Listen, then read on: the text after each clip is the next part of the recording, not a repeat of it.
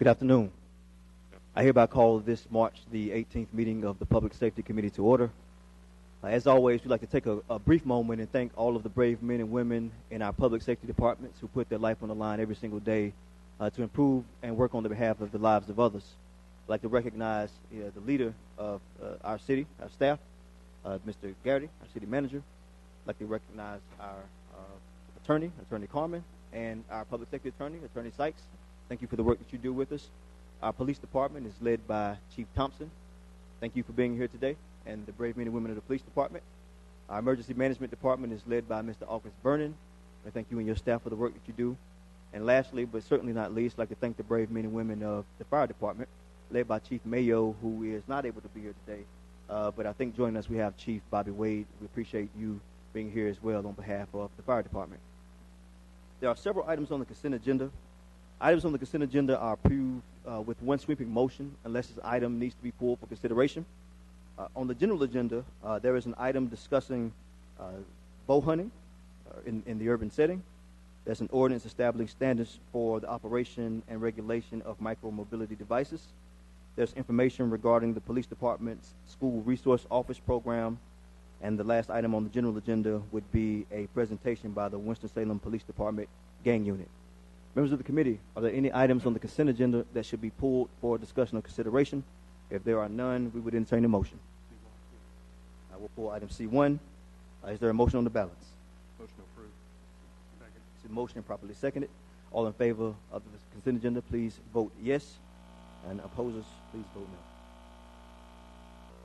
The consent agenda is approved unanimously. Thank you. Item C1, please. Item C1, resolution authorizing the agreement to abandon gun safety health And I misspoke. The consent agenda is not approved unanimously. It's approved except for item C1. So, Councilmember McIntosh, I think you asked for this item to be pulled. I did, and I'll be honest, I had a question that's not completely related to this, but it's about parking. I saw an RV parked in a public space downtown this weekend with slide out, pushing out into traffic. Can somebody get me information about what is and what's not allowed for parking an RV on public space? Councilman Lawrence. Just for public clarity, let me go through and understand exactly what's happening here. We raised some questions last time about fee structure, particularly as to what car is impounded at the orders of the police department. What actually happens then in the sense of who establishes the fees that somebody would have to pay to reclaim that vehicle. Right now, the city has a fee structure that it uses for clarity, and we're privatizing this. We're privatizing where the cars are going to be taken to, and we're going to privatize the fee structure itself. And I'm trying to understand exactly. If I come out one day and I find my car is gone off of the street, what happens to me? I call the police because they authorized it, and the police know where that car is at that point in time? So recognize Mr. Al Andrews is with the City Attorney's Department. Thank you, Mr. Chair. Mr. Chair, Mayor Pro Tem, council members, thank you. So what will happen here is while it's proposed to remove the existing fee structure, we are going to have a detailed set of guidelines that we're going to work out. We're calling them arrangements with those who will be towing. And pursuant to the way the statute, the authorizing and enabling legislation exists, when private companies are collecting the money, we don't have a fee structure in our code, but that doesn't mean we won't have some understandings. We're going to meet as a staff and work through what our next step is going to be, and we'll meet with those who are eligible, private tow companies, not limited to the current list, but whoever is eligible, and we will come up with what will be the tow charges for the majority of our tows. And so there will be a structure in place, so to speak. It won't be by city code because we're moving away from that, but there will be. And so every time a vehicle is towed, and this will not change, that tow has to be called in. I mean, if the city is initiating the tow, we were keeping a record of it. And so any tow involving the city, whether it be from the police or from the Community Development Department, that will be a record of that vehicle being towed. You won't not be able to find where your vehicle is. Who selects the towing company at that point? So we'll have anyone who is qualified and eligible will be able to tow vehicles. There are going to be guidelines for capacity, safety, insurance, and whatnot. They'll be able. The question is, who makes the call to call the Joe Towing Company versus Sam's Towing Company? Is it the policeman that activates the tow? Right. So it'll be a rotation. Everyone will have a chance in rotation. There'll be a list, and the mechanics of how they do that, I may have to rely upon the police department a little bit, but my understanding, there's a list of all eligible, and when one company is called up, they go sort of to the bottom, if you will.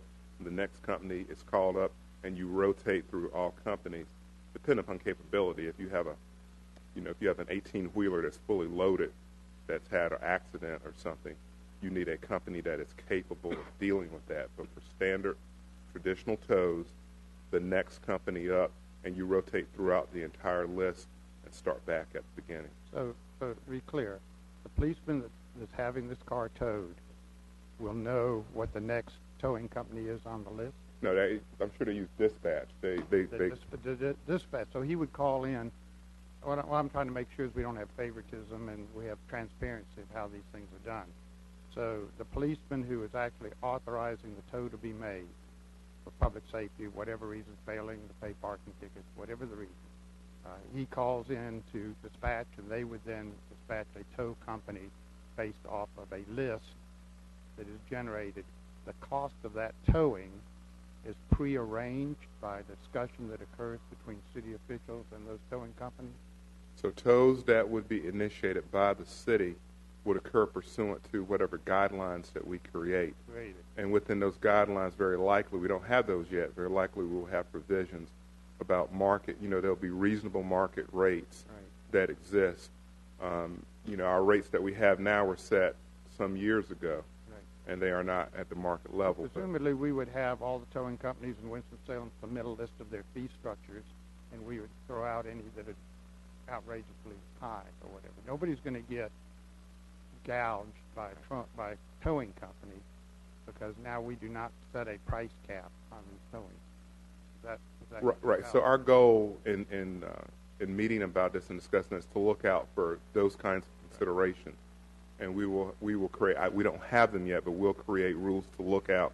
You've raised that concern, and so we are mindful of it. So the towing company then hauls the car to their private lot, not to a city lot anymore. They will haul that car to that private lot. In order to recover that car, then the owner would have to, one, contact the police to find out where that lot is, and then they would have to go to that and make the payment to that tow company to redeem the car. Yes, sir. That's the way it'll work. And then the police will be notified that the car has been redeemed, I assume, or that the case has been closed. So we'll have communications with them, but the tow company that tows the vehicle also has requirements under our code and also in statute to provide notification as well. So if you own a vehicle that's been towed, you won't go for an extended period without knowing where your vehicle is.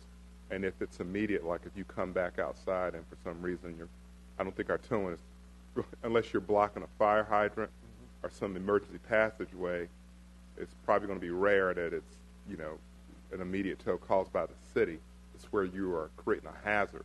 And if you're creating a hazard, you come back out and your car is gone, you can contact, you can call 911 or you can contact a number that will be established and find out where your car is. So that's on public property, public streets. If it's an abandoned car on private property, then that car is tagged for 7 days before a tow is implemented on it. Just let me correct one thing you said.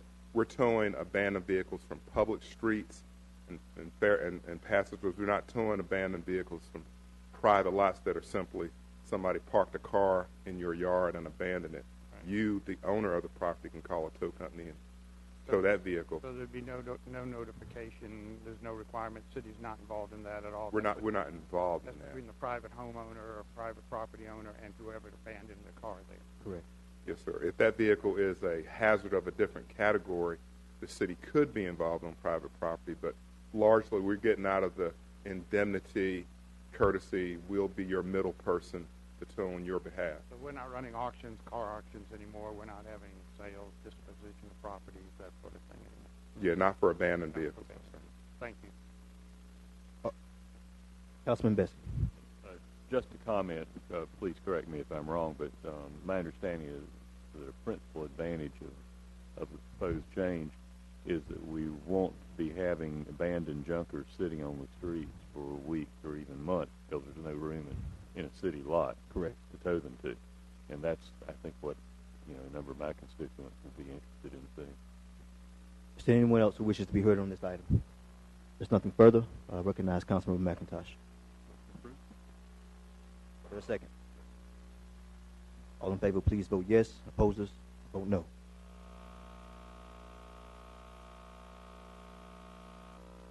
Item C1 is approved unanimously. Item G1, please.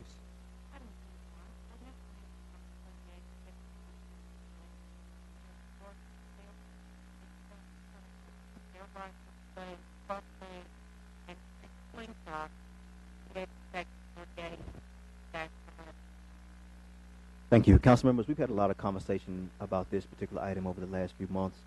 That we did receive, I know I personally received a number of phone calls about it, many who were in favor, and there were those who also were not in favor. I did not get the chance to return all the calls, so I do apologize in advance, and we will get around to speaking with you on this matter. So giving us some information on this item is Mr. Damon DeCane, who is our Assistant City Manager. Mr. DeCane, you have the floor, sir. Thank you, Chairman Taylor. Good evening, Mayor Pro Tem, Chairman, and members of the committee and the City Council. So as staff committed to you previously tonight is a draft of an ordinance to permit an urban archery season within the city limits. Specifically, it defines what equipment is allowed, and that is the equipment that's allowed by the North Carolina Wildlife Resources Commission. It provides for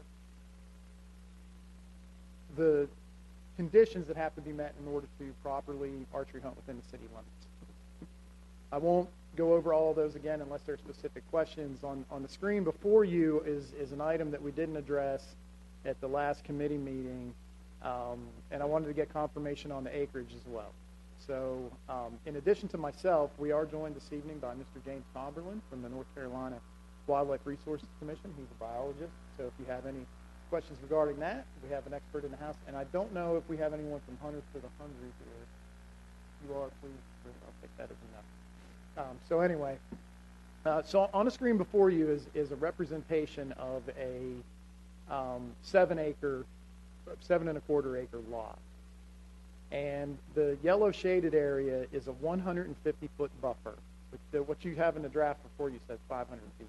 So obviously, if that was 500 feet, that whole block would be yellow, and hunting would be prohibited within that block. So on that 7 1/4 acre site with a 150-foot buffer from each adjoining property line, that center section is all that's available for hunting. The state hunting regulations, if you're going to hunt on state-owned land, basically say 150-foot buffer from any occupied dwelling that borders that property. So this is not a great example of that, but I think that may be something that the committee would like to consider, that if there's adjoining properties that maybe have a structure that's further out, you leave that 150-foot buffer, or you look at potentially changing that buffer. Like I said, the one in the ordinance now says 500 feet. That would exclude every property available, right now within the city limits to hunt on. And also the committee came to sort of a consensus last time that 3 acres or a combination of properties that equal 3 acres would be acceptable. So with that, I'm happy to answer any questions or have Mr. Tomberlin come up and address any issues that you have. Thank you, Mr. DeCane. We do have a number of people who've signed up to speak. Members of the committee, are there any questions that need to be answered this time before we might hear from those who have signed up to speak on this matter? Larson's recognized. Yes, sir. That's 150 feet on a 7 acre lot. So if that was a 3 acre lot, it would be completely yellow.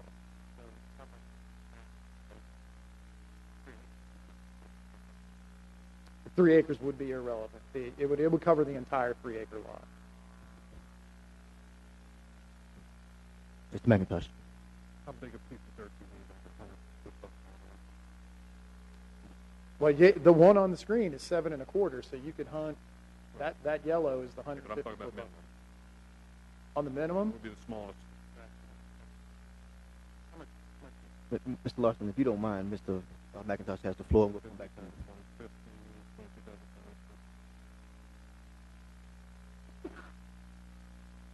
Mr. McIntosh, while you're doing your math, can I go to Mr. Larson? Sure, absolutely. Sorry. How much of what I'm looking at there? What is left behind?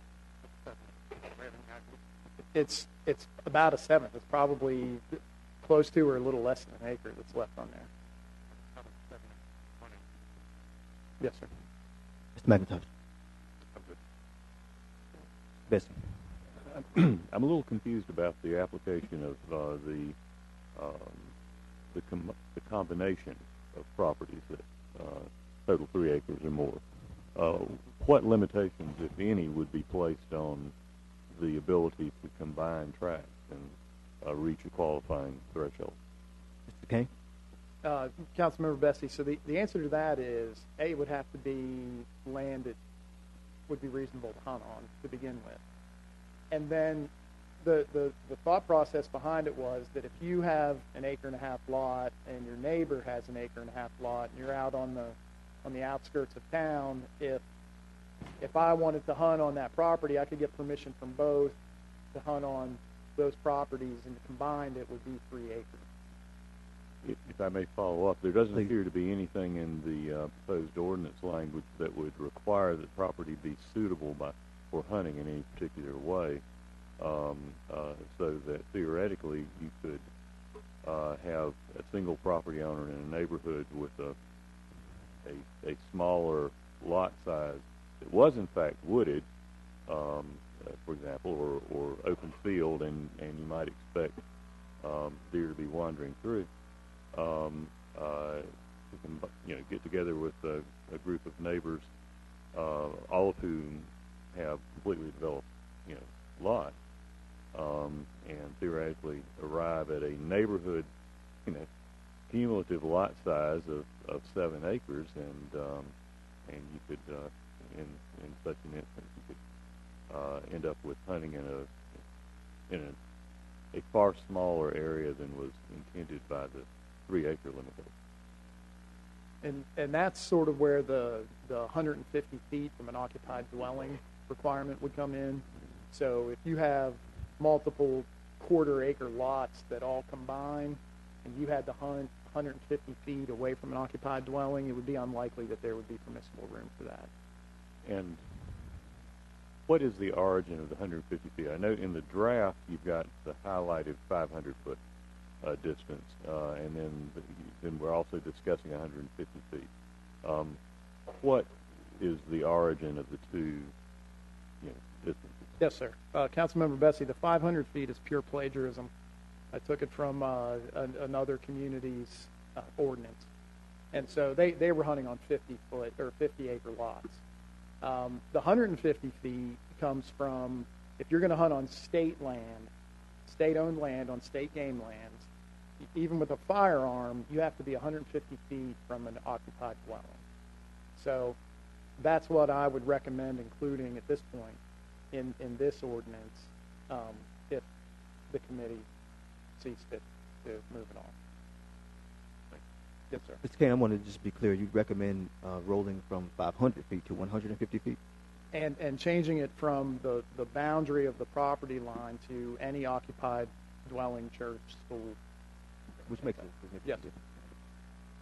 That would open up more space on available space to hunt. Any other questions before we move to hear from the members of the community? Well, this particular ordinance actually was not started by the City Council nor the Public Safety Committee.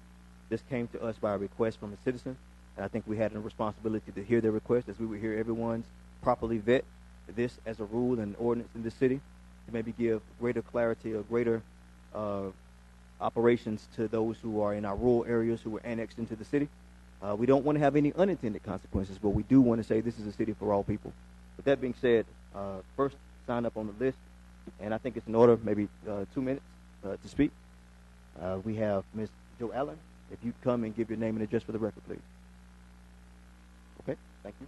Next, we have Ms. Melinda Dunnigan. Ms. Dunnigan, you have the floor if you give your name and address for the record, please. Good afternoon. Good afternoon. I'm Melinda Dunnigan. I live at 1875 Mallard Lake Drive, Winston-Salem, 27106. Thanks for the opportunity to talk to you about this. I have to say I'm very much in opposition to this proposal. I think it's unsafe. I think it's reckless. The going from 500 feet to 150 feet from a occupied dwelling. I mean, think of people who are in their yards, who are mowing their grass, who have children who are playing in their backyard. And you're measuring from the dwelling, not from the property boundary. That to me is reckless. These weapons are very dangerous weapons. One of my concerns is that this would allow crossbows, not just bow and arrow. We were told at a public meeting that crossbows would not be allowed, and apparently that was incorrect. Crossbows, from my reading online, can shoot an arrow as far as 550 feet easily. The record for an accurate crossbow shot is 600, not 550 feet, 550 yards. The record for an accurate crossbow shot is 680 yards. That is a long way. That's almost 7 football fields. And you're talking about 150 feet from an occupied dwelling? I mean, you're putting people at severe risk. The arrows, these hunting arrows, were made to inflict maximum tissue damage. The animal dies from hemorrhaging. Over 50% of the time, these are not killing shots, they're wounding shots. So it takes, sometimes the animals run away and it takes them a week to die, but they're going to die a terrible, painful death. Ms. Dunnigan, if you summarize, please. Okay. The nature of bow hunting is not that someone is going to be up in an elevated position, give one shot, and kill the animal. The nature of bow shot hunting is that they're going to shoot from above, wound, and then they're going to pursue. That's what bow hunting is all about, pursuing the blood trail. And they go wherever the animal happens to go, crossing property lines. They're not going to respect any boundaries. So we're putting our citizens at risk. Thank you, Ms. Dunnigan. Susan Faust.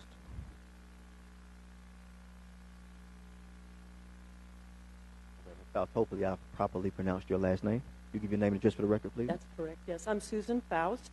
I live at 2655 Belwick Drive. I'm in Town and Country, Winston-Salem, 27106. I've recently come to this issue because it's been one that's been on our neighborhood list, and I'm completely against it. I grew up in Arkansas in a family of bow hunters. My father went out frequently but never caught one, which was probably a good thing. But the fact is that my husband and I purchased our home in Town and Country because of the wooded lot and because of the natural setting. We see deer constantly. We see other types of wildlife, and we know that there is a path that goes through the neighborhood itself. I am concerned about safety issues first and foremost. I don't know if this plot that's up there, if it's been talked about, but everyone is assuming that the plot is square and not elongated, and also there are not issues of, as was the former person spoke, this issue of a wounded animal and tracking it. There may be plots, 2-acre plots or 5-acre plots around me where people would get permission to actually hunt, and I certainly wouldn't want to have people traipsing through my backyard tracking a wounded deer. So I hope that the committee will listen to everyone's voices. I think this is something that can happen outside the city limits. I don't think it needs to happen within. I think there's a great risk to not only animals and pets, but also people and children. And so that's how I feel about it, and I hope that you'll take that into consideration. Thank you. Is there anyone else who wishes to be heard? That is all we have on the sign-in sheet. Seeing no one else, members of the committee, I think it comes down to a decision. One of the things that we did not point out that I heard from the original lady who proposed it, Ms. Foy, she was very interested in us getting the point across that Winston-Salem has been in a lot of conversations about poverty, about child hunger, and that's one of the reasons why we invited Hunters for the Hungry to be here today, who could potentially find a way to put facilities in place to feed venison and other sources of protein to those who might be in the city, who might be impoverished or have food insecurity. So just something I wanted to bring out. I promised her I'd mention that also as well. Mr. Cumberland, if you could come, please.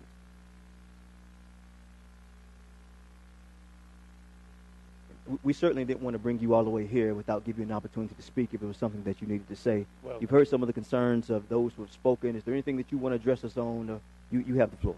Well, I appreciate the opportunity, and I certainly appreciate the concerns of some of the citizens who spoke. The Wildlife Commission developed the urban archery season back in 2011, and we've got over 30 municipalities that participate in this program across the state. And over that period, to our knowledge, we have heard no issues safety related. Hunting is a very safe activity, and regulated hunting is really our best and most effective way to control, manage deer numbers, and where they can tend to get out of balance inside of these city limits.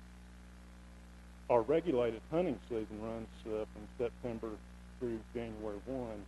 The only thing precluding that inside of city and towns is those local ordinance claims. But just additional opportunity to allow the property owners to hunt legally on their property. Mr. Tomlin, you mentioned, and I'll go around the room. You mentioned that there are roughly 30 municipalities that are participating, and that we've had virtually 0 instances that have been reported of any safety concerns or anything of the sort. Is there something unique about the city of Winston-Salem that we should consider that would be a little bit different from those 30 municipalities? No, Mr. Chairman. I think a lot of that depends on how your ordinance is written. And there certainly have a lot of templates out there on things to consider, the buffer size, acreage limits, those things, hunting from a defined height requirement so that when you release that arrow, it's in a downward trajectory. All of those things go toward the safety of the activity. I don't see any reason that Winston-Salem is different from that. Thank you, sir. And if you don't mind, if you could just hang tight, we'll go around the room. Some people may have direct questions or comments. So I'll just start with the Mayor Pro Tem. If not, we'll just go around. Councilman McIntosh. Can you tell me what's the largest municipality that you know of that allows bow hunting in the state? I cover 11 counties here in the northwestern part of the state, so I can only speak specifically to that. And you're talking about towns like Louisville, Jacksonville, Jonesville, East Bend, Elkin. Winston-Salem would be the largest. Would you say Winston-Salem would be more dense than those other, more densely populated by counties? Well, surely, but depends on what part of town you're talking about. I'm assuming we don't have any sort of baseline what the deer population is in Winston-Salem. So therefore, we probably won't have any way to scientifically address whether there is any culling effect. We're kind of going by anecdotal information. There's a lot of literature I've read about culling, and Burnsville, Minnesota, and Rock Creek Park up in Washington, D.C. did some very thorough analysis, and neither one of those, or nor any of the other studies that I saw, noted any appreciable culling of herd size from hunting, unless it was a very targeted, very expensive, very thorough, large group coming through all of one and culling the herd by 50%. Short of that, there's a tendency for the size of your interest. And again, there's a couple of studies that are very based on that. So I don't look at this as an ability to cull the deer population. I like the fact that we may get some protein for people that need it, but I don't see the value in using culling. I don't think there's an impact, and I think the potential for mishaps. I mean, a densely urban city that we are, I think. And I also think that the rules that we have around this are fairly technical and will be followed by some percentage of hunters. But I think there's a percentage of hunters who will say, oh, I can go hunt and won't bother to read about where they can hunt. There's no provision for posting the land. I just see any benefit from culling and protein production as being far outweighed by the possibility. Mr. Larson. Yeah.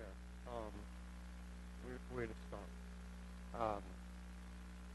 The question of wounded animals has come up in this discussion, and an animal wandering off the reservation, the hunt zone, as it were, and who is going to respond to that?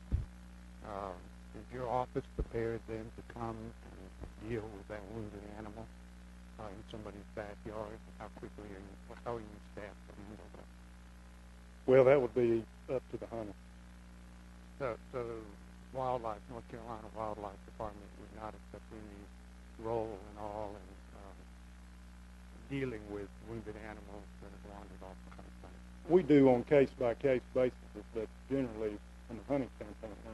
So what that means to me is that there's going to be a 911 call that's going to be placed to our police department, and they're going to be asked to come out and deal with that animal who's either died there or has to be terminated in some way off the reservation. And as far as your department is concerned, you have no responsibility at all at that point. On the hunting, on this urban hunting program, you don't have any role in that at all. No, so that'd be between the hunter and the landowner. So exactly. The enforcement of the permitting, that is determining whether or not they are on a legal hunting ground, more than whatever we determine the acreage to be, and it sounds to me like 3 acres is getting pretty small right now. The determination whether they have a proper license, whether or not they're on a properly licensed piece of property, is that your department's responsibility? Yes, sir. And how would you do that in the urban environment? Would you have to wait for a complaint to be filed? Or would you actually be going out and seeing as I doubt you would know what parcels of land were actually available to hunt on, much less, you may know who has drawn a license, a deer hunting license. I assume you'd know that. Yes, sir. Would you have any knowledge as to where this hunting might occur? No. So how would we enforce then the knowledge of where hunting is occurring, or whether they're in a buffer zone or violating the ordinances or anything like that? Who would enforce that? Well, our enforcement division, generally we have one wildlife enforcement officer per county in the state. Sometimes there's multiple depending on the county. A lot of times those individuals depend on tips from citizens to field cases. We require some sort of calling in. So you have one agent in Forsyth County right now, covering the county? That's correct. And where is he actually located? Where's his office? In Winston-Salem here, or is he outside of town? Yes. He's outside of the city limits? Yes. Where outside? How far out? I don't know his address. I think the problem that I'm having with this is that, we are in an urban environment. And when we start weaponizing the landscape in any way to actually perform a killing function, I think we have to think carefully about whether or not we are putting citizens, animals, pets, kids, whatever, in harm as a result of that. The intentions may be good. We're putting in place an ordinance that will have durability to it theoretically and will set the standards for decades to come about how we conduct ourselves within the city limits. We know for a fact that the city has no rights anymore to annex additional property unless it's agreed upon as a voluntary annexation. So we also know that the amount of land that is going to be available for hunting on, theoretically, if we have our desire, we're going to continue to build more houses, we're going to build more shopping centers and factories and whatever, and there's going to be less and less land available to hunt on, and yet the ethic of hunting in the urban environment will be instilled as a right within the population, and we wonder if there's going to be an enforcement issue as we go along as the property eligible land shrinks to even be able to hunt on. And so I see a problem with that. I'm optimistic that we're going to continue to grow, and vacant land is going to get filled in as we develop. I think that's pretty much enforcement. I think is the biggest area. The area of the zone that we are talking about with the buffer areas, I totally agree. 150 feet from a structure. Most houses have a side yard of that. That is not a protected zone for somebody working in their own yard to have that kind of hunting proximity within 150 feet of their home. I don't know if we end up going back to a greater as it just gets worse, doesn't it? Better. You open it up to 500 feet, and the amount of space we have becomes even less. The whole thing seems to be encumbered and awkward. Regarding the food issue, this has been brought up about somehow or another that this is going to assist our ability to handle food deserts within Winston-Salem. And I do wish that somebody from the hunting clubs were here to discuss exactly how they were going to deal with this. But for those hunters who go out there and actually have a good kill, the cost of a compound bow, the arrows themselves, the hunting license, the processing of the deer itself is not an inexpensive process. And to think that it's going to be an immediate solution for some people to go out and harvest some deer for their food table, I think is a bit of imagination unless there's a system. I do think the city ought to look at, if deer become a problem, Councilmember, if we can document the deer being a problem, I think there may be a way to do a controlled hunt periodically, but not as an open, long-term change in the ordinances to allow ongoing program that has unforeseen results 15 years down the road. And gentlemen, I'm going to move to Councilmember Bessie. The concerns I've heard has been around the acreage and potentially even the growth management area. And when you preclude this to certain growth management areas, it would eliminate the hunt in downtown and more urbanly populated areas. So there are ways to do things if we just sort of take the time and measure 10 times and cut once. Councilmember Bessie. Thank you, sir. I have comments, but I really just wanted to ask a couple of questions while Mr. Tomlin is with us. Yes, and Mr. Bessie and Mr. Tomlin, it is clear that you have not proposed this ordinance. So anything that we're saying, I want you to think is personally aimed at you, sir. You're just here to answer questions, and we get it. No, Councilmember Bessie. Thanks. Mr. Tomlin, one of the safety points that is, I think, potentially most relevant is hunting from an elevated platform. In your familiarity with actual hunting techniques, bow hunting, is there a requirement outside the urban hunting areas for bow hunting to be done exclusively from an elevated platform, or is that just normally the way it starts? As is also common, I understand, with rifle hunting. Yes, there's no requirement. Do you know, is it typical for a hunter to make an initial shot that they believe struck and then have to pursue the wounded animal on into the woods? Certainly possible. I think that for the harvesting the white-tailed deer population is an important conservation tool in the state as a whole. Are you familiar with the balance of how many deer are harvested via gun hunting and how many via bow hunting in North Carolina? Archery hunting represents probably 10% of our overall harvest. Is that high? I'm a bit surprised that it's that high, but sort of 90% would be gun hunting. The other equipment there is black powder, which represents about 15 to 20 of it. Okay. Thank you very much. Mr. Chairman, I did not have any questions. I can make a comment. Please. I believe in prevention. And when you have people who are playing, children especially, and animals just wandering away, I do not agree. And I guess I'm the lone voice here, just sort of still reasonably wanting to talk through this. But I think that if you are hunting from an elevated platform, it certainly reduces the risk shooting down as opposed to someone running around in the woods and just sort of shooting out. And I think this does allow folks to hunt in a very safe manner. And if the problem was the growth management area, then we can take a look at that. If the problem is, hey, 2 or 3 people can put their lots together and we got a problem with the acres, we can increase the acreage size. But I think we've got an opportunity here to feed some hungry people. We've got an opportunity here to create some jobs because there is no processing plant in the city of Winston-Salem. And furthermore, I have physically seen with my very own eyes on Verunas Park Road, which, on city land it would not be possible, where deer completely run out into the street. There are cars who hit these deer.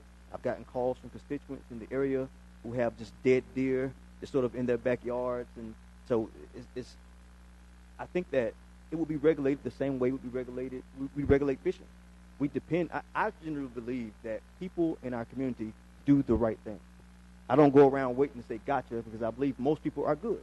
And when you make rules for fishing, I get a fishing license. I go and fish in Salem Lake, and I do it properly. There are people, for example, in Reynolds Forest who have lakes in their backyard. Well, it's illegal for me to go fish in their backyard. And there are people who might do that, but I like to think most people are good and who follow the rules. The same thing with responsible gun ownership. Most people follow the rules. And I think to create a narrative any other way would just simply be not fair to the responsible gun owners, bow hunters, and hunters in this city who do things responsibly. Mr. Chairman, I'd like to echo that by just simply repeating that over the course of the last 8 years of this program, we have had no issues reported to us from participating municipalities. And I think that speaks highly of the hunters that are participating and the landowners that are willing. So, I mean, we're talking 0 incidences. We can't govern based off of fear. We govern based off of fact. And the fact is there are 0 incidents of problems in municipalities who have urban hunting. Mississippi.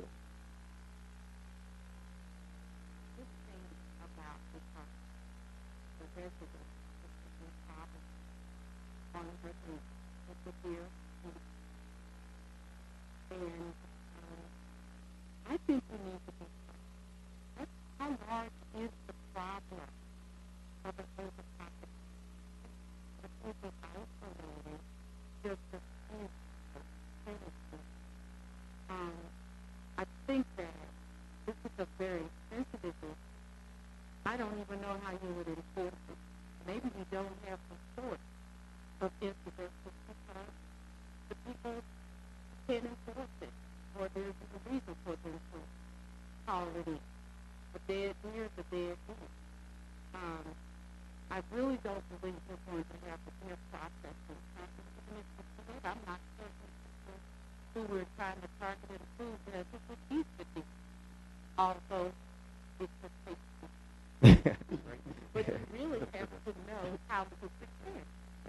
And so I'm not even sure what a real benefit that would be. The places on our map that we have shown as possible areas that have large populations are not in the city, the urban city, it's more in our outlying area. I'm just concerned how big a problem is that we would have an ordinance. If it's not a problem to 80% of the people in the area where it's good, then I don't think that's what we need to put an ordinance in place to control population. I really don't know those people are going to be. I don't even know how close it's going to be. 150 or 5. I just think it's impossible to act the places here in municipalities. I heard there are smaller municipalities. The problem has not been solved. And that everybody, I think we have a few more potential problems than we. Well, if I may, I mean, this ordinance came before us not because simply there was just a problem. But there are multiple problems that we're trying to address all at once. And I think there's several things that can come out of this ordinance. But I think you're absolutely right. We've got to be safe. We've got to do the right thing. So I don't want to seem like I am the lone voice here trying to force this down the throats of the people. I mean, people support hunting because there might be problems with the deer population. But there are also people who enjoy hunting and who find it as a responsible sport that they like to do. And we just got to keep that in mind. And there are plenty of people who don't like to fish, but we just stopped Winston Lake with a bunch of trout because there are people who like to throw their fishing rod in the lake and enjoy fish, and they have every God-given right to do that. And I just don't want us to get just so out front that we miss that point. So Councilmember Larson, Councilmember Bessie, and Councilman Ladd. Yes, ma'am. I just get out in the weeds on this. Is there in the wildlife department, Fish and Wildlife, the processing of a deer in the field? Is there regulations about how and the intros and the cutting up of the deer and how all of that is handled? Does the deer have to be taken off site? Can it be cleaned in on site? Or what happens after the deer is shot? And then you have a record of that, right? You keep a record of how many deer are harvested. We have a record of how many deer are harvested because hunters report what they harvest. Are they required by law to report that? Yes. Yes, they are. So what is the regulations about processing the deer after it's shot? Those fall under proper disposal, and so it's guidelines that guard against illegal dumping, essentially, which is similar to any other ordinance you would have. So if they field dress the deer, you're saying that they would have to remove the insult from the phone or not? That would depend on the site.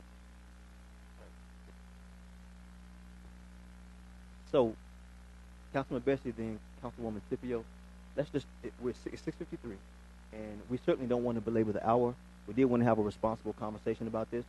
So, I mean, if there is a point that needs to be made that we can find general ground or consensus on, I feel like let's do that. But if you are where you are, we can just put it up for up or down vote, or we can hold it in committee for further information. Councilman Bessie. Thank you. I just want to make clear that I support hunting as a conservation tool and as a sport. I think that it is one of the things that people love about North Carolina, that we have a lot of forested area and natural area that is available and open for hunting, and it is a heritage tradition in our state. I fully support that. I think the question is whether bow hunting is going to provide significant benefits in Winston-Salem by establishing an urban archery hunting season here, and whether those benefits outweigh any potential risk. And I'm not persuaded that the answer is yes on either one. Certainly, Ms. Foy's request that we look at this was a very reasonable one. I think the committee has undertaken a very reasonable exploration of the issues on which you can have different opinions. Agreed. But in thinking of a population control tool, I think that Mr. McIntosh's comments are on the mark. It's unlikely to be a significant population control tool in the form provided here, and with the numbers that we can reasonably expect safely to be done in the urban environment here. The idea of providing venison as a food for hungry folks is a great one, but again, the numbers are going to be so small.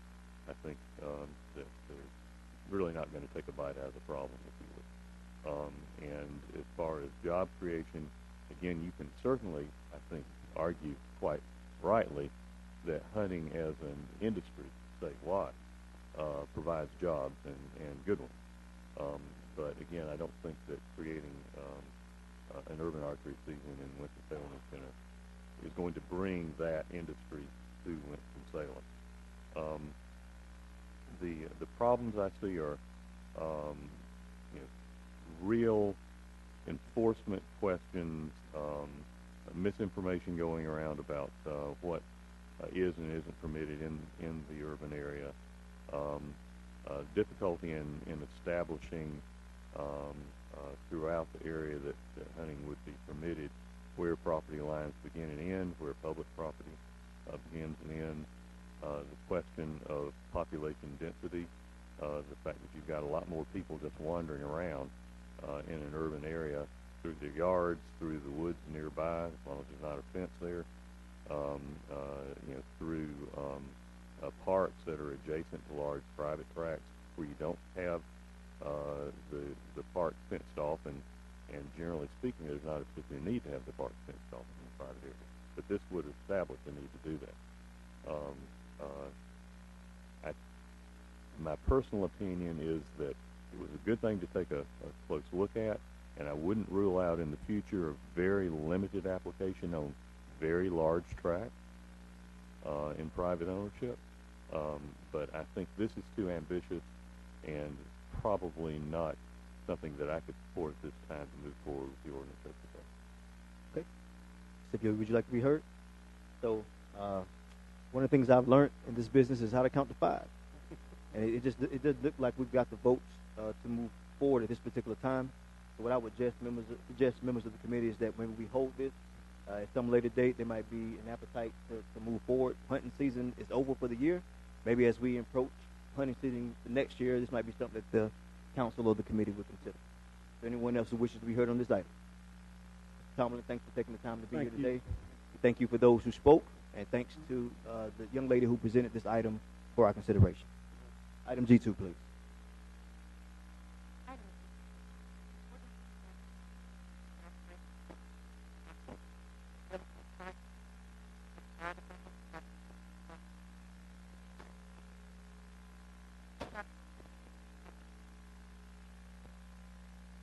All right, members of the committee, this is another one we have beat, we have investigated, we have talked about. Other cities have done what we've done. We've taken a look at the ordinance. They put them back on the streets. So at some point in time, we have to figure out what we want to do. Is this a viable mode of transportation? There are many of us who believe that there are. We just need to put responsible guidelines in place. So we have before us a decision to make.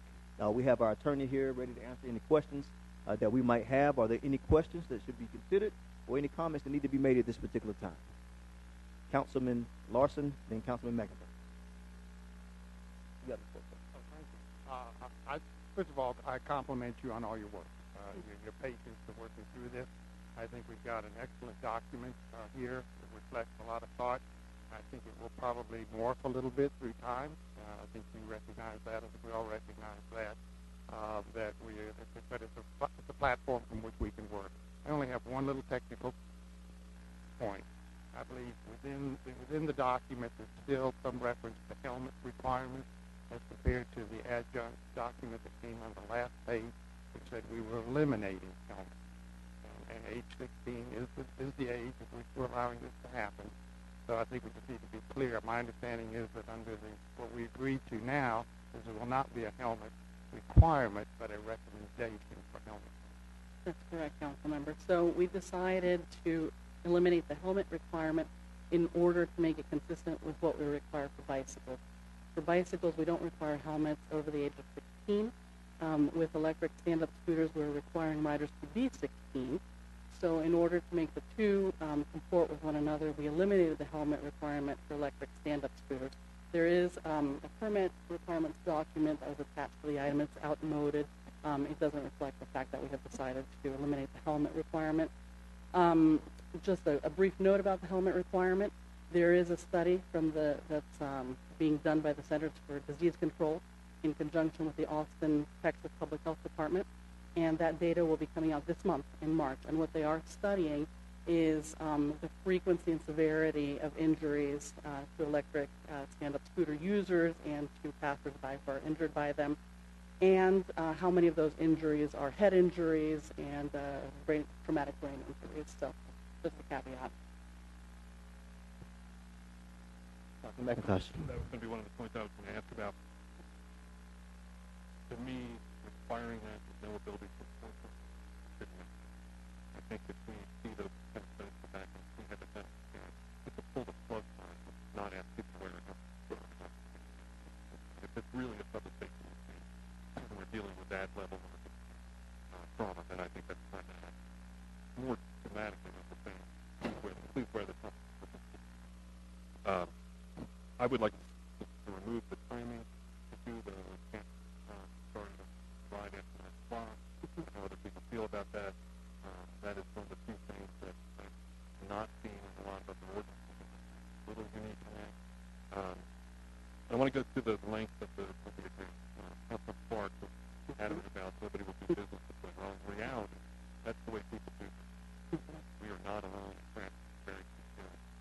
Set documents so that we can protect ourselves going forward. So I appreciate all the work that's done, but I don't think we're being over-regulatory. And I'm speaking to the representative from line last night from here. He said, no, that's the way we do business. That's kind of fine. So I've got no work on that. But is there any inkling among council members to remove the 9 o'clock starting? Please, Lawson. It's fair to do that. McIntyre. And you would directly answer that question. I'm going to answer that question. I originally had proposed to this committee that we do a dusk to dawn because I had concerns about the visibility of these particular power-driven, not bicycles, they're not these are automated vehicles, the ability to see them, in part because the lights are mounted so low on them. The rear light is basically down at 6 inches, 8 inches off the pavement. The front light is a small little LED light. I've requested that they be visible from the side just to try to improve the visibility of these lights as you move through the darkness. After 9 o'clock, everybody should be behaving anyway. You don't need to be out riding around. But the concern that I have is that after it gets dark, the visibility changes radically. Later you go in the night, the more possible problems you could have with that visibility and with the coordination issues. I just felt in the summertime, 9 o'clock is still daylight, so you have plenty of good time to ride around. As we get into the winter months, as we are now, and after darkness comes early, then 9 o'clock is still a reasonable time to pull it in.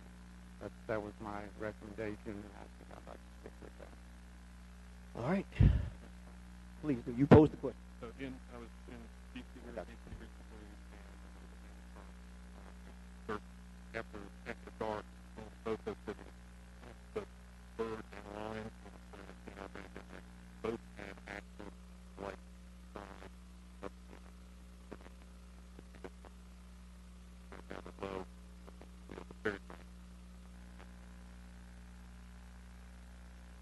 Again, we're probably not going.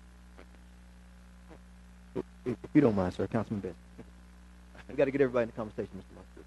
Just a general comment. I think that a reasonable draft has been presented, and that this, I personally wouldn't oppose some tweaks to it, as long as it's not the tweaks that I would particularly object to. But I haven't. You're not talking about one of those.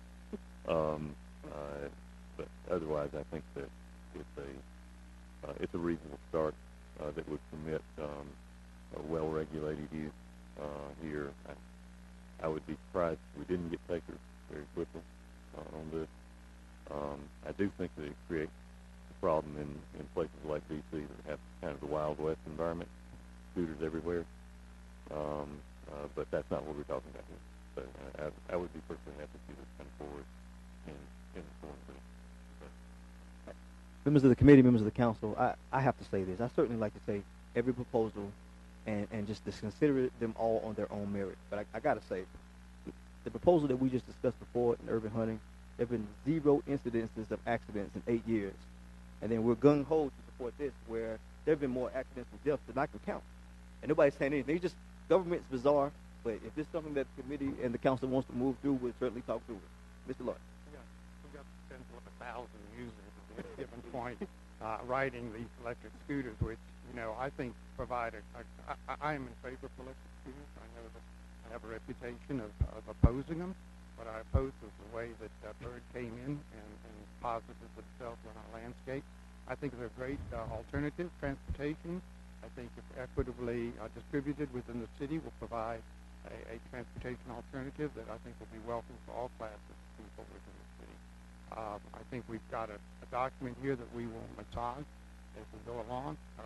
I'm prepared to send it forward at this point. All right, if there's no further discussion that's necessary, we'd entertain a motion on the floor.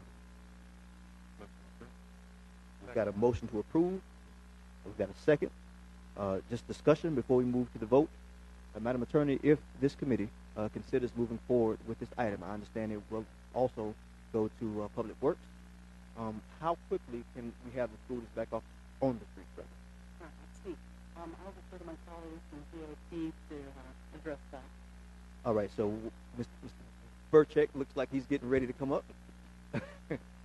Seems like the $1 million question. And the question was, how quickly could we possibly have the students back on the street? Good evening, council members. Good evening. Let's see. So if we would approve the item, we would need to then prepare a permit application and go through a round of that. So I believe we had set up June as a deadline for submitting applications. So, if, say by the end of June, if we had the applications in place, some time to review those applications and make a decision, I would think by summer we could have students back on the street. Okay. Madam Attorney is recognized.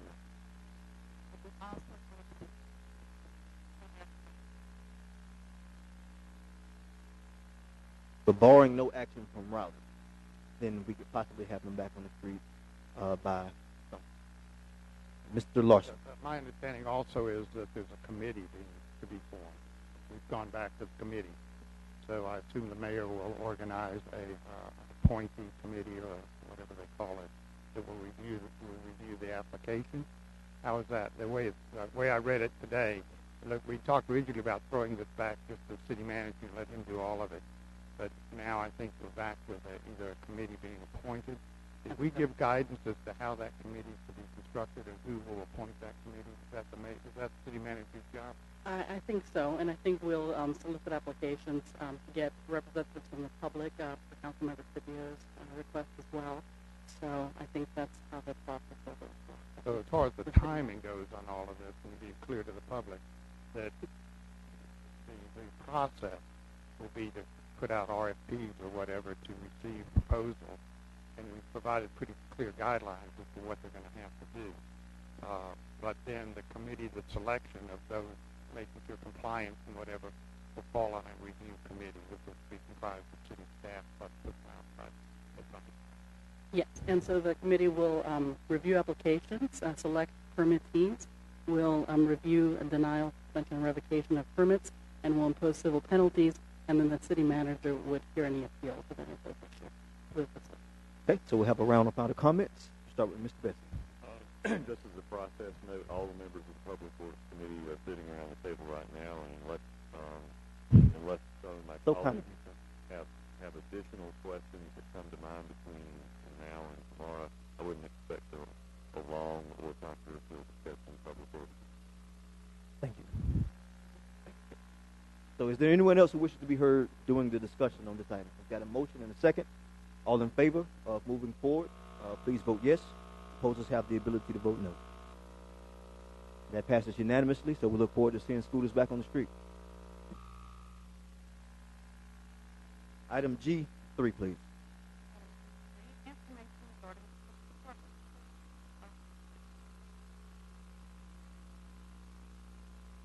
Like we've got Chief Miles, Assistant Chief Miles with us today. Our Chief Thompson. Chief Thompson, why don't you cue us up and you can designate anyone to start us off if you don't mind.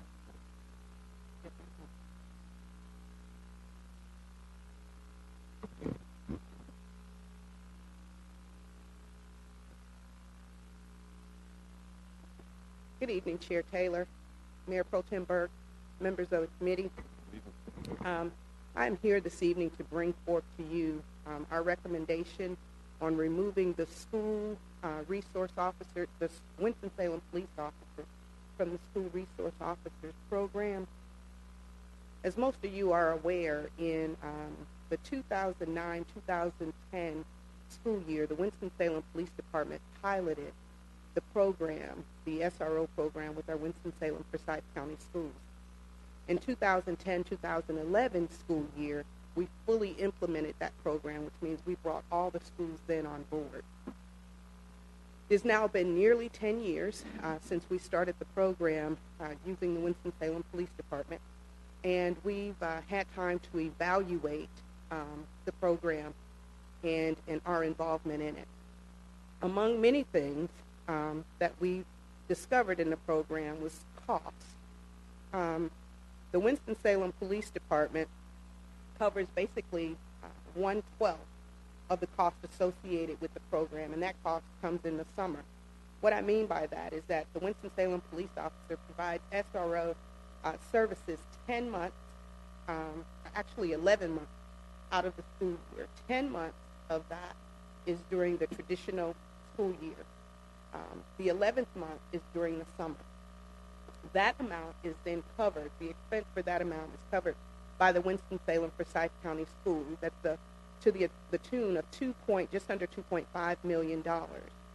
The other month is covered by the Winston-Salem Police Department, and that, like I said, is during the summer at $221,700.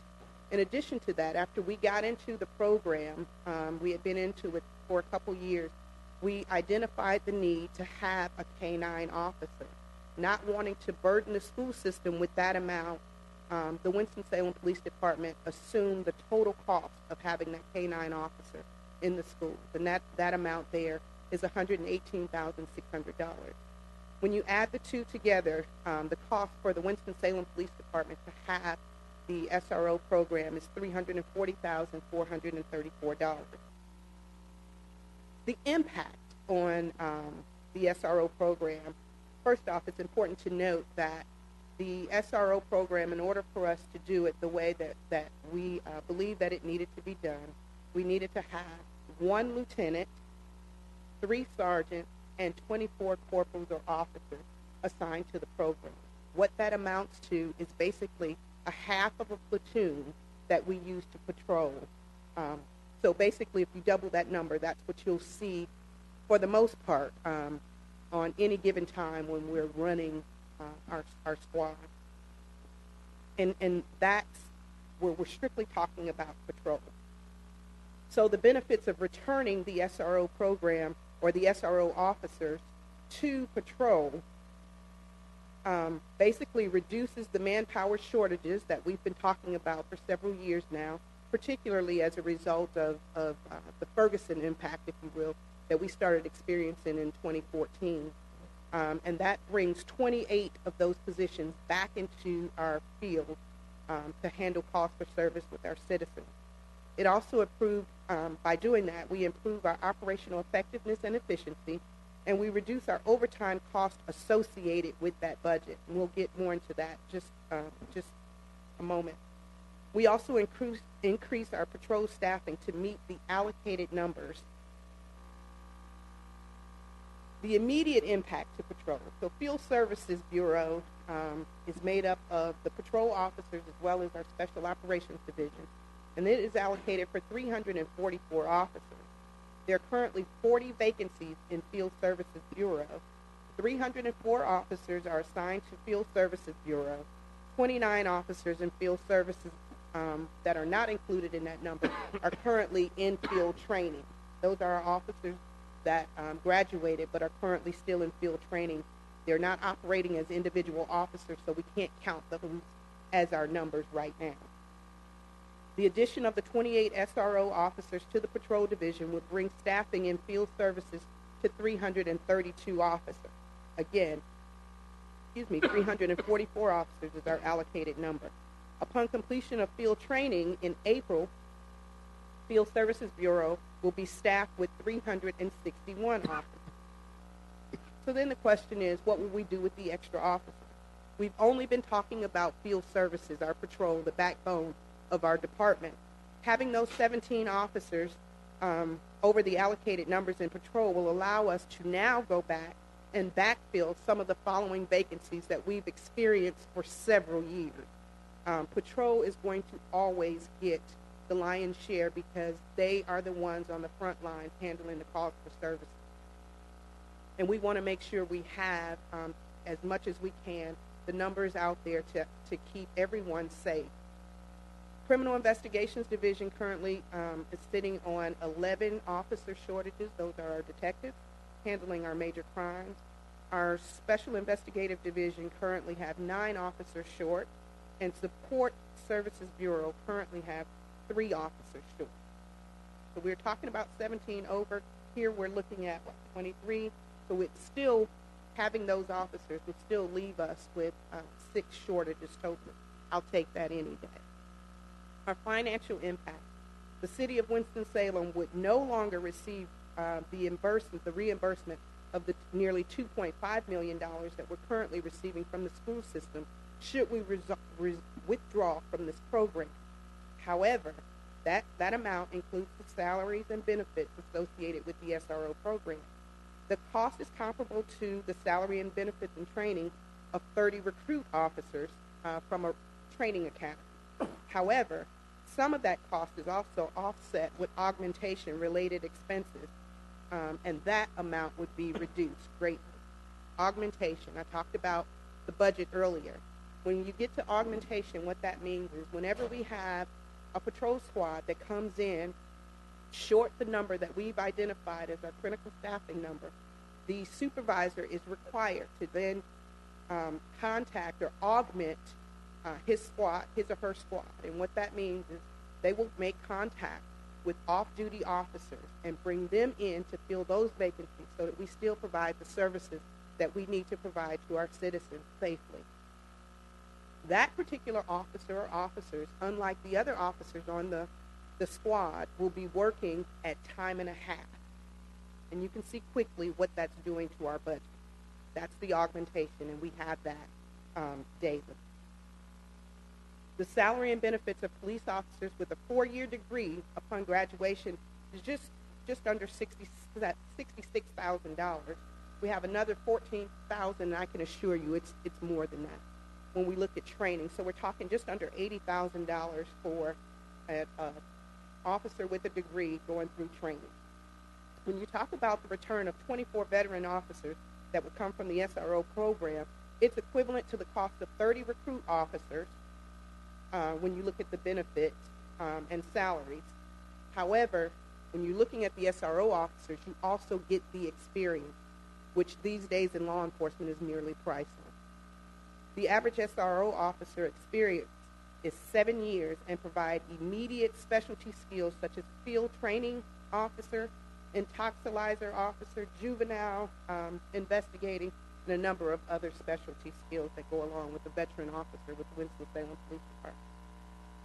While the recommendation is to withdraw from the SRO program, putting those officers back into patrol to be able to provide the level of staffing that we have to without the augmentation and the impact, the financial impact that it causes our budget, we will still and continue to advocate and continue building partnerships and relationships with our students in our school, which is extremely important to us.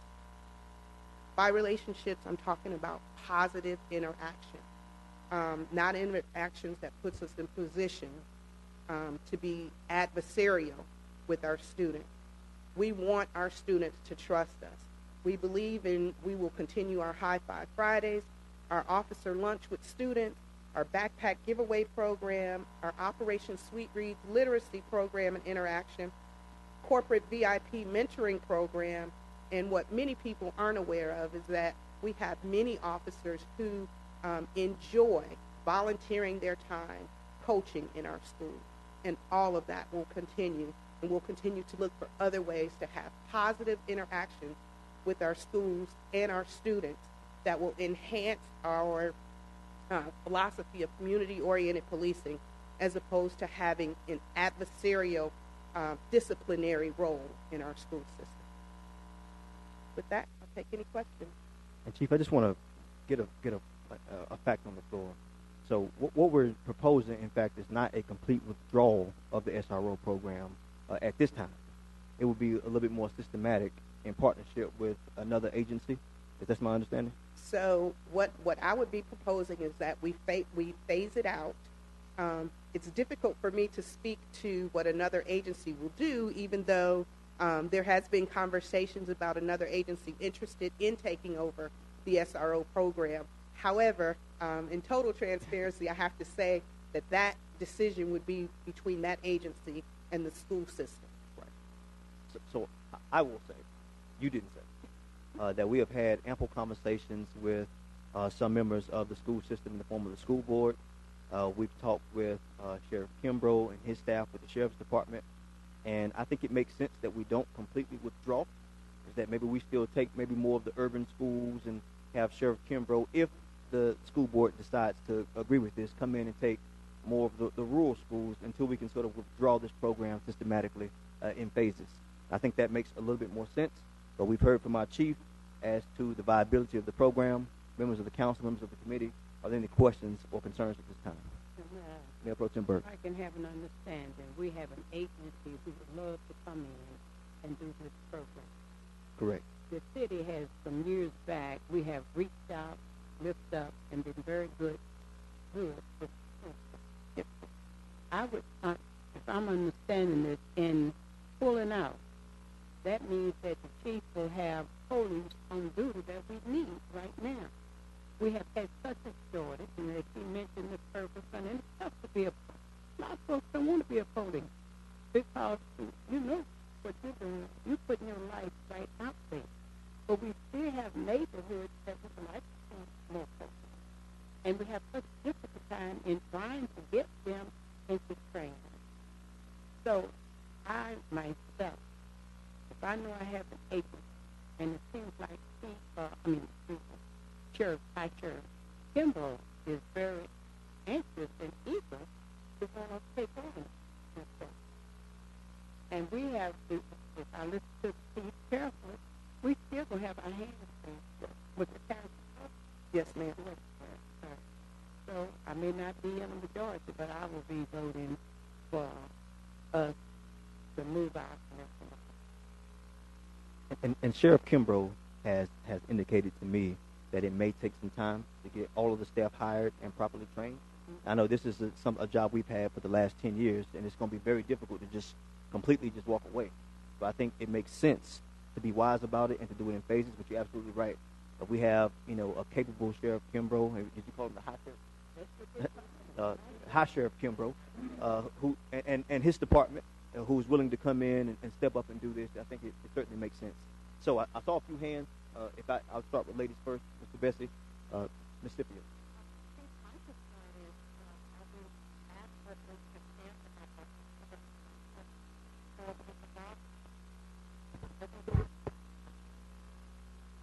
Mr. Garrity. Well, right now we're running all those days.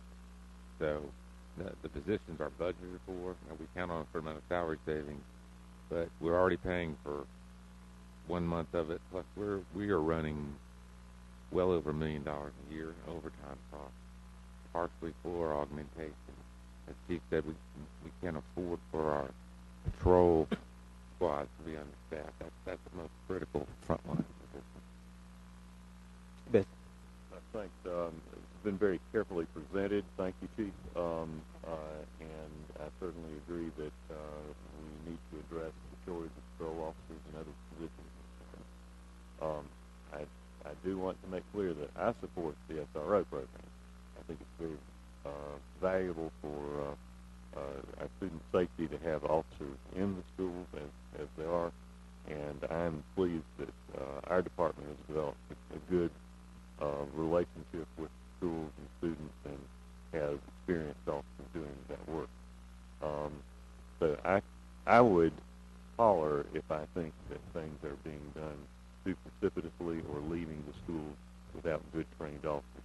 As long as that's not the case, then I can support the transition, but only so long as we're not leaving our students in schools in the lurch.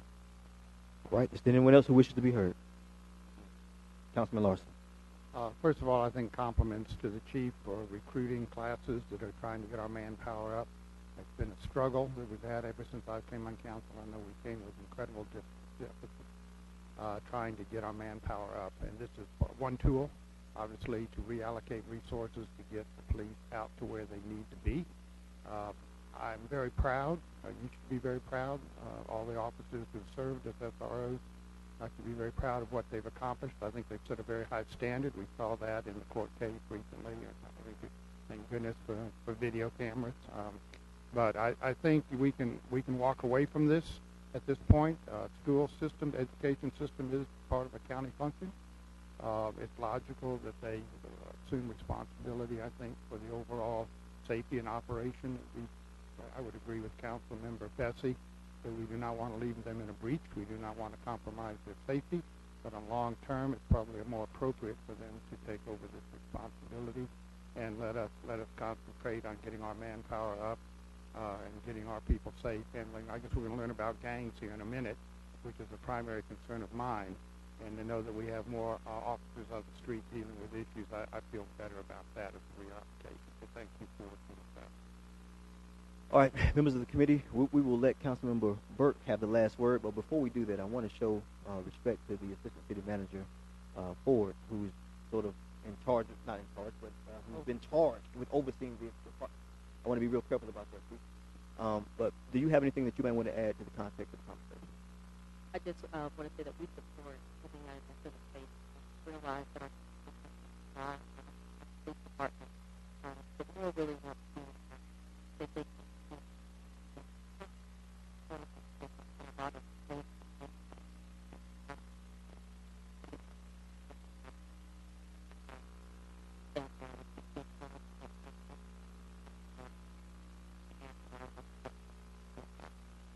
Thank you. Mayor Pro Tem Burke, last word. Yes, I was just going to ask you, just to back a little bit, the third Yes, ma'am. And then when we changed over, what you were talking about, we had, where we would make sure as a city would have the opportunity to see the police. Because what they were doing at one time, they were sending the police out into the rural areas, and then we said, the city residents need to have so they came to town. Yes. Chief, this was an informational item, so we thank you for presenting that information. If there's any specific actions that's required of us, we will bring that forward at a later date. But seeing none, you've heard the general consensus, and we appreciate your time. Thank you. And I think you might have to hang around because you got the last item here. Okay. Item G4, please.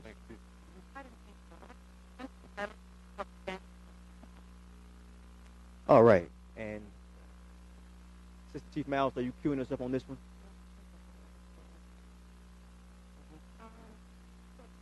Sergeant Raleigh. Sergeant?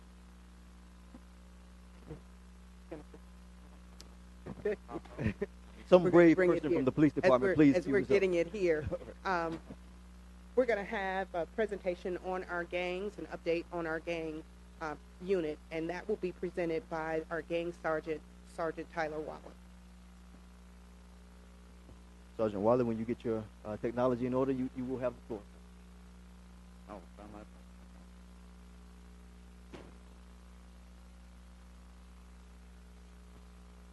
and for those who are out in the audience, this is the last item on the agenda. We'll try to roll through this fairly swiftly, but we definitely want to be informational. I think Mayor Pro Tem makes a good point. We've got quite a few students here. Thank you for being here today. I've been on the council for 10 years, and you would think I have a complete mastery of the political process, but I got taught a couple of lessons today. I don't think you ever learn it completely, but thank you for being here. And if you have any questions, you can ask them, and we'll be available after the meeting to try to work through it. Thank you.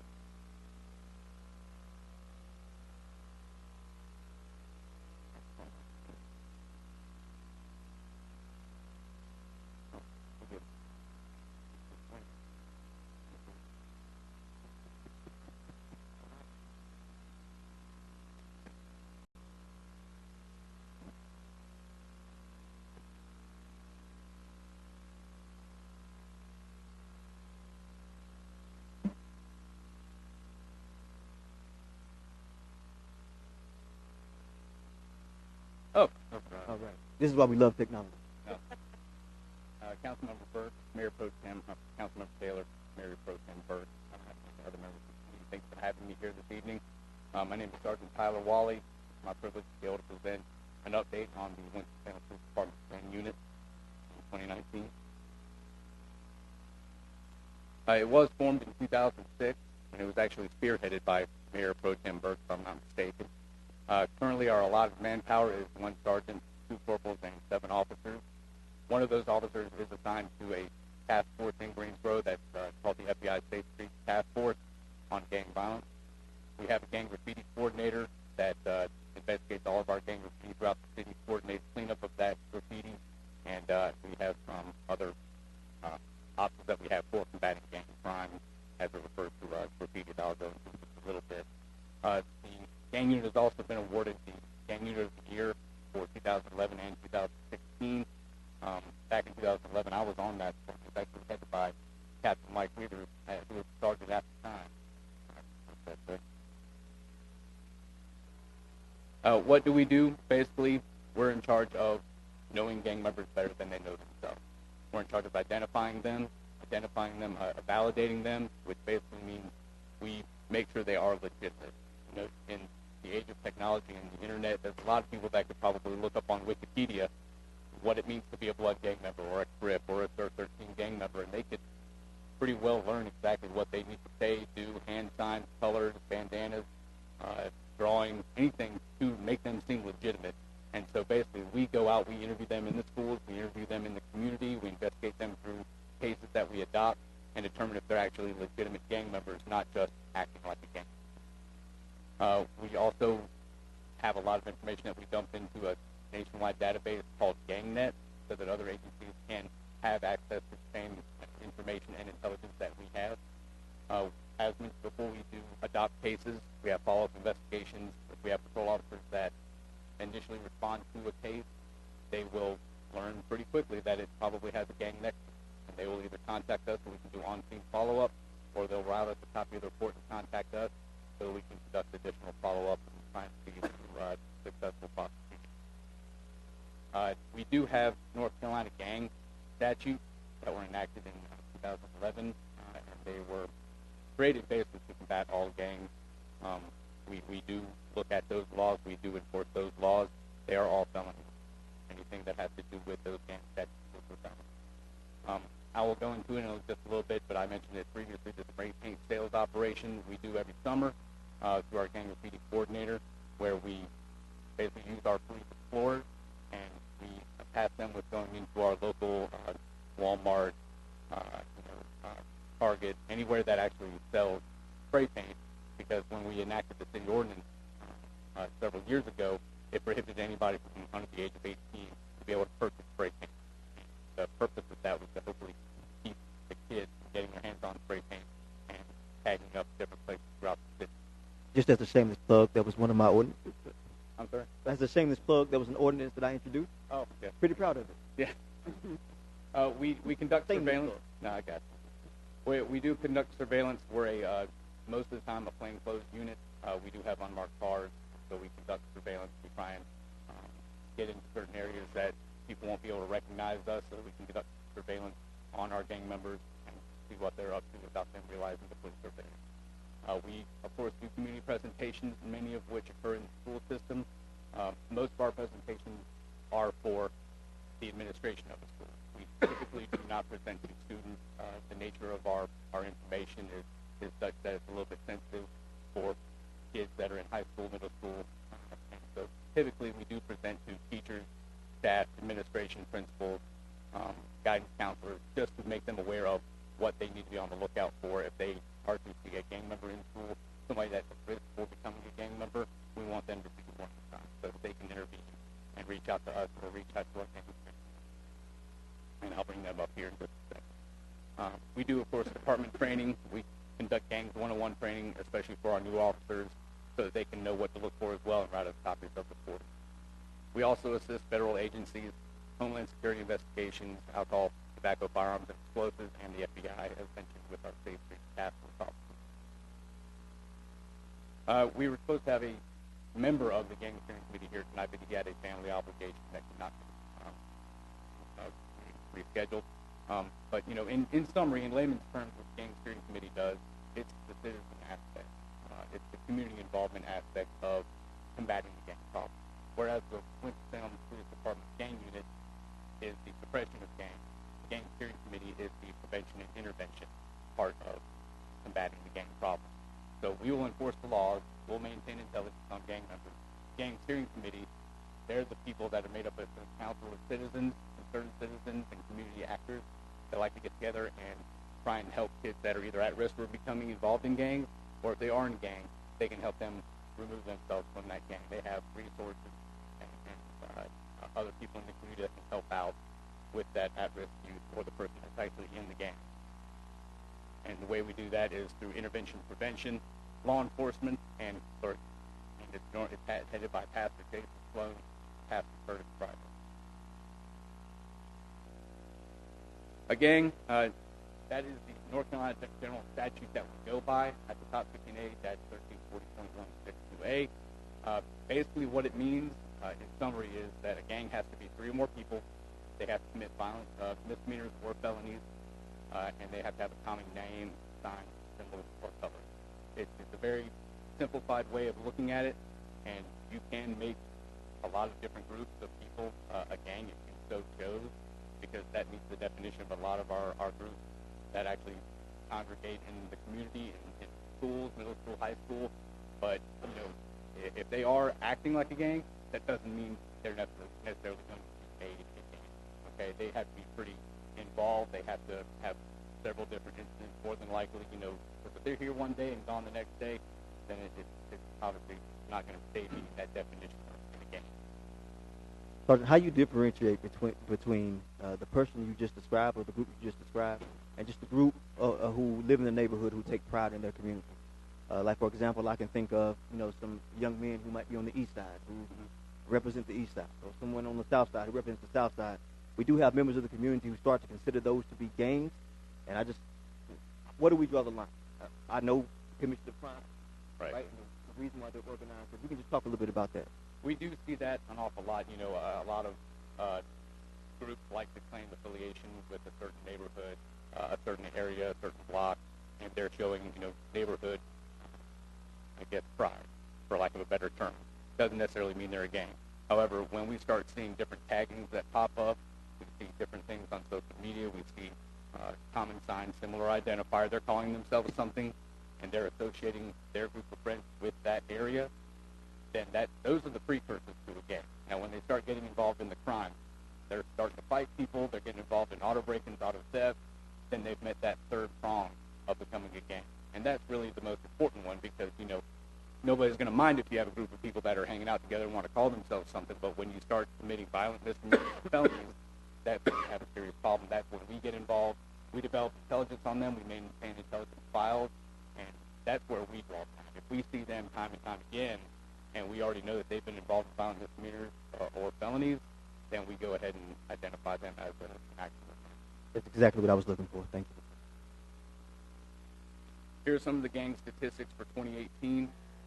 We have 681 validated gang members in Winston-Salem. We have gang subjects of interest. Also, those are people that either were previous gang members, we suspect of being involved with gangs, or associate themselves and hang around other gang members. So those are people that are, for lack of a better term, on our radar that we monitor and we try and keep tabs on to make sure that they're either not getting involved in the gang. Some of them, a lot of them, we can refer to our gang steering committee. If we think they're at risk for becoming involved in the gang lifestyle, we refer them over to Pastor Sloan, Pastor Friday, and Tampa Joiner with the gang steering committee. We had 748 arrests in 2018, and we seized over $107,000 worth of property. And why we have former gang members on here, why it says 721, we used to have more validated gang members, but after 5 years, if they don't have any other gang contacts, they go to prison, or they've gotten themselves out of that gang lifestyle, which and it does happen, then they get removed from the system. They're no longer considered a validated gang member for the statistic at the very top there, that 681. So if after 5 years they haven't been involved in any other gang activities, we remove that alert from them. But we do still keep tabs on them and make sure they're not going to get embroiled back in that lifestyle, and that's why they're gang members. You can see, it's tough to tell from up there, but you can probably see it on your screens a little bit better. Those are the breakdown of the ages of our validated gang members. Most of them are age 18 to 21. We do think that there are a significant number that are younger than that. They're not just officially gang members yet because they haven't been indoctrinated. They haven't been jumped into the gang. They haven't been initiated into the gang yet. However, they are being groomed. They are being talked to. They are being recruited in middle school. As long as 10, 11, 12 years old, they're being contacted by these gang members, and they're being used by gang members to commit some of their crimes, because if they're under 16 years old, then they're not going to jail most of the time for some of the petty things that the gang members are having them do.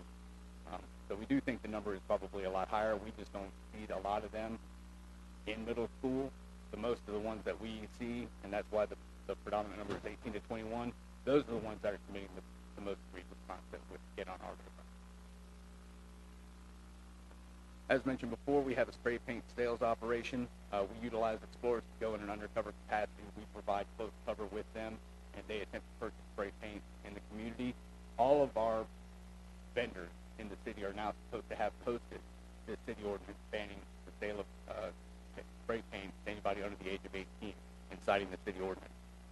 If they don't have it posted, if they sell to this person that's under 18 years old, they are cited accordingly for violation of the city ordinance, and it's a mandatory appearance in court.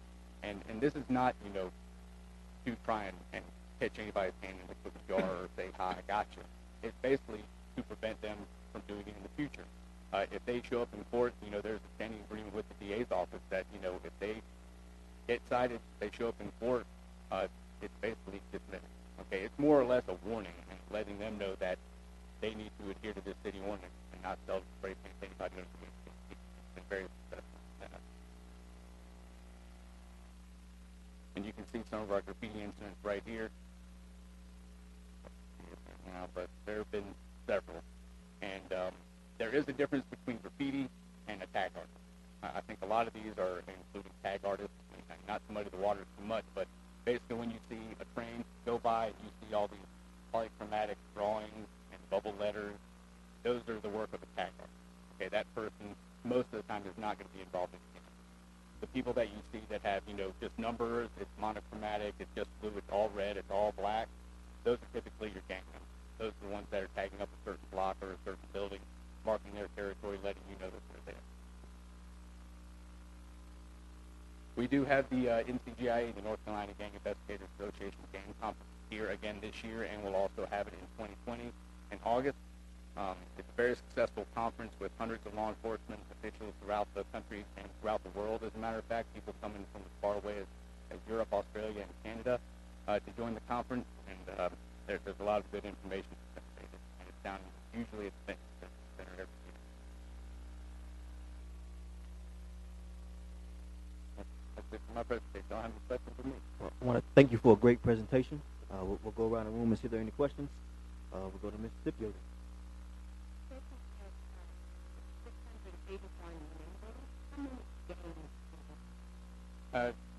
It's unfortunately it's sort of fluid. It does change a lot, because one of our main issues we have in the city of Winston-Salem is what's referred to as a non-traditional hybrid or neighborhood gang.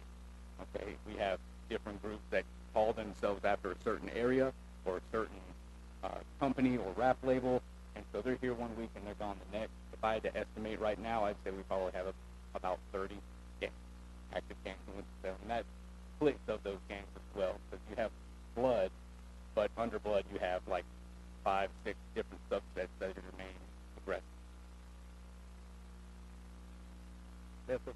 Yeah, I was going to say it's very interesting presentation, and I appreciate it. Also, there was a meeting with the city manager of the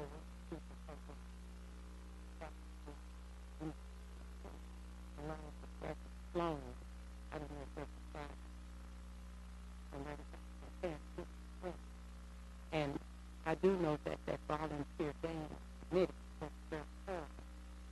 some things that may be out of gang in the first part, you may not do. But for instance, there have been areas that Ms. Pam Jones has gone through into the home and even been at the school to represent. In fact, even when it was high school, she stood in it.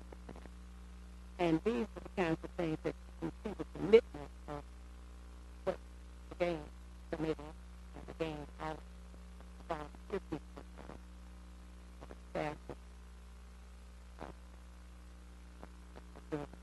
and it is appreciated. But also I was thinking, do we have enough staff? Talking about staff to do this, to do the job that the game has. It would be answering my question. Chief Thompson. Thank you, Mayor Pro Tem Burke.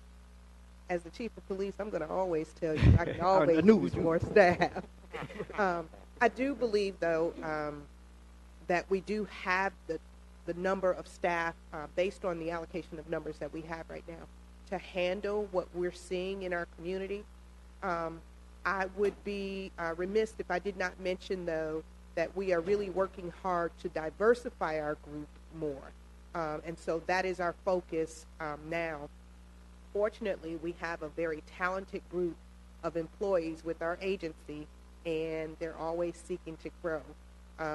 As such, we have made some promotions that caused some members of our group, our gang unit, to be transferred out.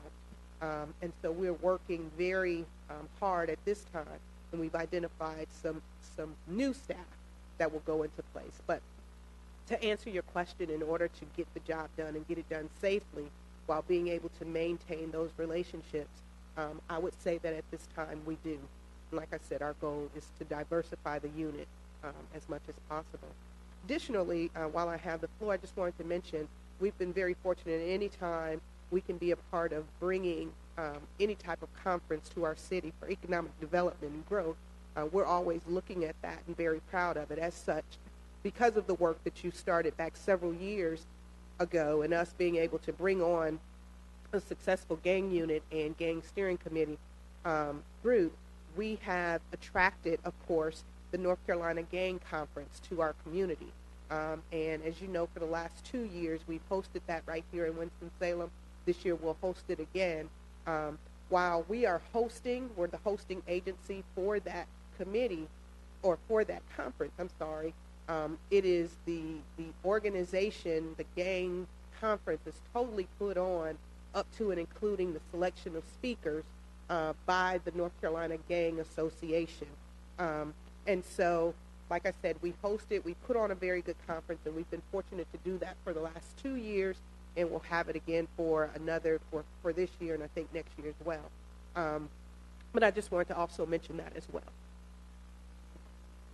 Thank you. Councilman Larson. Only 748 arrests. Is that what we had? Is that what your record I'd have shows? to refer back to the numbers, but that's arrest 748. That's quite an impressive list.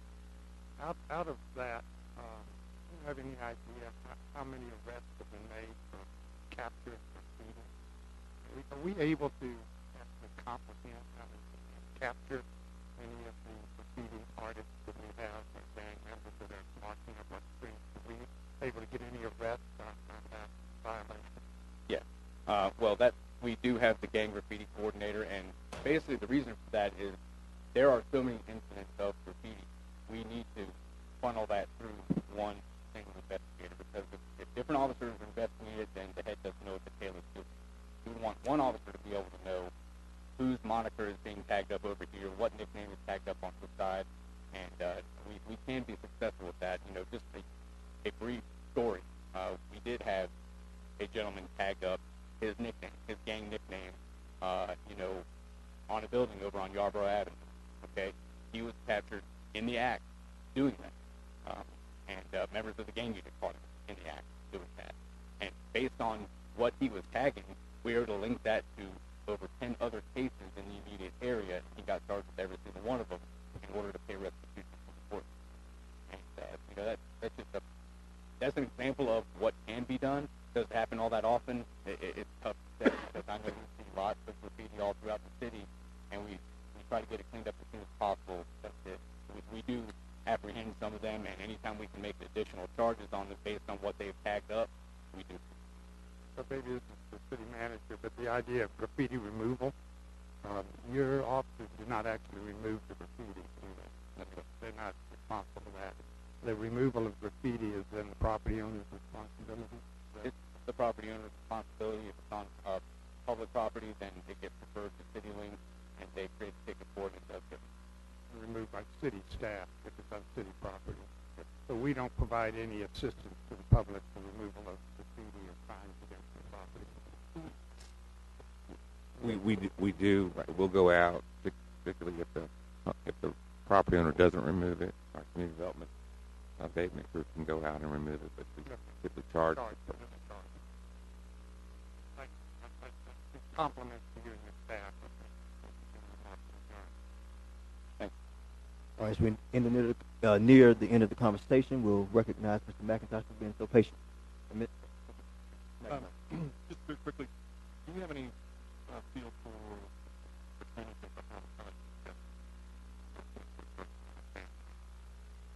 the percentage of homicides that were committed in 2018 that were gang-related? I can't answer that because I'm not a homicide sergeant, but there's a difference between gang-motivated and, that one right there. There was one that happened in 2018, and Captain Weaver and I spoke about that earlier today. It was actually one that was labeled as gang-related because the person that was killed was a gang member, a validated gang member. After subsequent investigation, we learned that it was actually a fault of discharge of the firearm that ultimately caused the crime. So it wasn't like gang member A was a rival of gang member B. So by that statistic, there would be 0. I do think there is a gang nexus for several homicides that we have, but and then my last question is, when we were up in talked with some other people, they said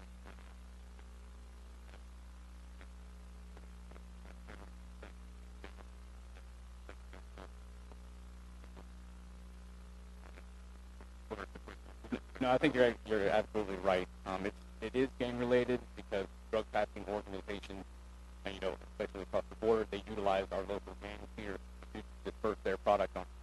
So they reach out to the local gang members here in our city to sell their product. But the trafficking of meth, especially from the southern border, is typically by drug trafficking organizations. So we call it a gang, but we call it drug trafficking. And then just a note, in Pennsylvania, primary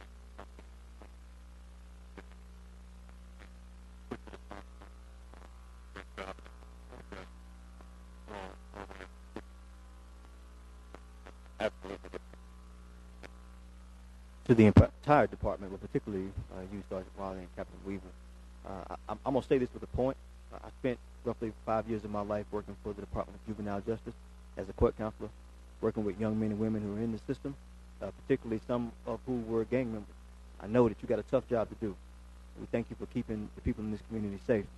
And I know when we know you're on the job, we feel comfortable. So thanks for making us feel comfortable, and we appreciate the work that you do. So is there anyone else that wishes to be heard on this item? Thank you, sir. Is there anything else that should be considered or any other items that should be discussed for the good of the order? Saying nothing further, we'll consider this meeting to be adjourned.